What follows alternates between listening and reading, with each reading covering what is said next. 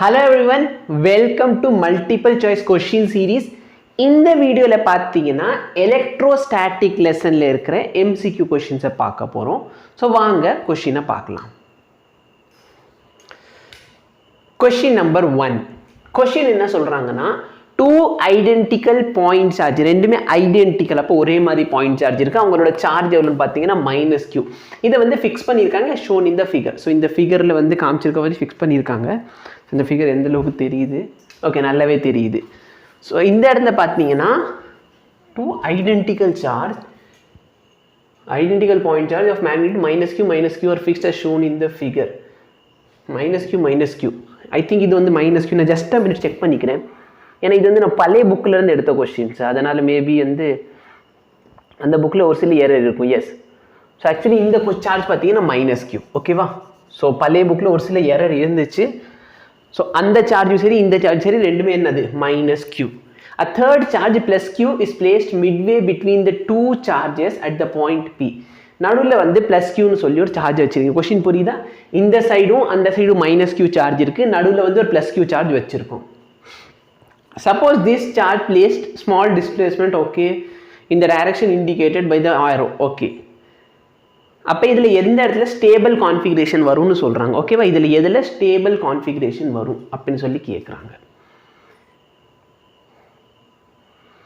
இப்போ நல்லா பாத்தீங்கன்னா சப்போஸ் இந்த -q சார்ஜ் இந்த +q சார்ஜ் ஓகேவா?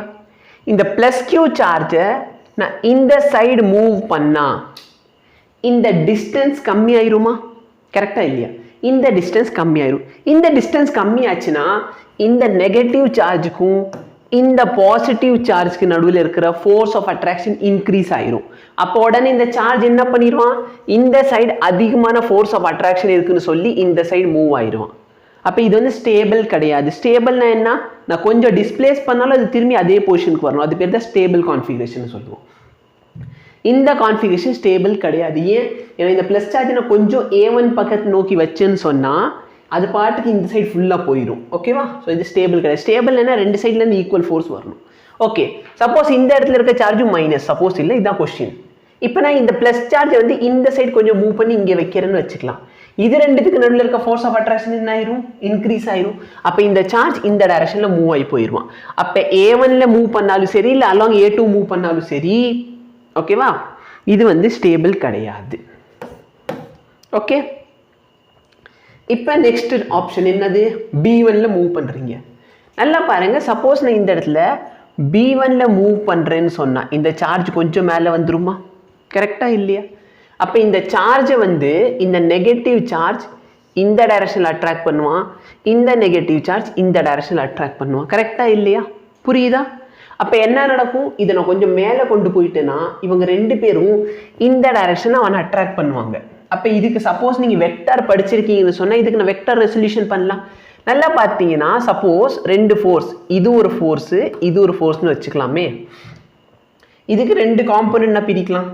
ரெண்டு காம்போனன்ட், ஒன்று இந்த காம்போனன்ட் இன்னொன்று இந்த காம்போனன்ட். அதே மாதிரி இந்த காம்போனன்ட் இந்த காம்போனன்ட் நம்ம ஃபர்ஸ்டே பார்த்துட்டோம். இந்த டிஸ்டன்ஸ் வந்து சேம். அப்போ இந்த ரெண்டு காம்போனன்ட்டும் ஈக்குவலாக இருக்கும். அப்போ நான் என்ன சொல்ல வரேன்? இந்த காம்போனன்ட்னால எந்த இதுவுமே ஃபோர்ஸ் நெட் ஃபோர்ஸ் ஆக்டிங் வந்து 0. அப்போ இந்த காம்போனன்ட்னால பிரச்சனை இல்லை. அப்போ ரிசல்டன்ட் எந்த சைடு இருக்க போகுது? இந்த டைரக்ஷனில் இருக்கும். அப்போ நல்லா பாருங்க, நீ ஆப்ஜெக்ட் மேலே கொண்டு போயிட்டீங்கன்னா இந்த ரெண்டு ஃபோர்ஸ் வந்து ஆப்ஜெக்ட் எங்கே இழுப்பாங்க? திரும்பி சென்டருக்கே இழுப்பாங்க. அப்போ இது ஸ்டேபிளா? S stable. அதே மாதிரி சப்போஸ் நல்லா பாருங்க அந்த ஆப்ஜெக்ட்னா கீழே கொண்டு வரேன்னு வச்சுக்கலாம். இந்த இடத்துல இந்த ப்ளஸ் சார்ஜ் இருக்குன்னு சொன்னா இந்த நெகட்டிவ் இந்த டைரக்ஷன்ல இந்த நெகட்டிவ் இந்த டைரக்ஷன்ல அட்ராக்ட் பண்ணுவான். இந்த நெகட்டிவ் இந்த டைரக்ஷன்ல அட்ராக்ட் பண்ணுவான். அப்போ என்ன ஆகும்? சார்ஜ் வந்து திரும்பி பழைய மாதிரி ஸ்டேபிள் பொசிஷனுக்கு வரும். ஸோ இது கரெக்ட் ஆன்சர் பார்த்தீங்கன்னா B1 அண்ட் B2. ஓகேவா? ஸோ இந்த டயக்ராம் வந்து பழைய புக்கில் எடுத்தனால அது மட்டும் தப்பானது. ஸோ அந்த இடத்துல என்ன இருக்கணும்? -q சார்ஜ் தான் இருக்கணும். ஓகேவா? ஸோ இது வந்து ஸ்டேபிள். ஸ்டேபிள்னு சொன்னால் நான் மூவ் பண்ணேன்னா திரும்பி அதோட மீன் பொசிஷனுக்கு வந்துச்சு. அது வந்து ஸ்டேபிள் கான்ஃபிகரேஷன். சப்போஸ் திரும்பி அது மீன் பொசிஷனுக்கு வரலன்னா அது பேர் அன்ஸ்டேபிள் கான்ஃபிகரேஷன். தேங்க்யூ.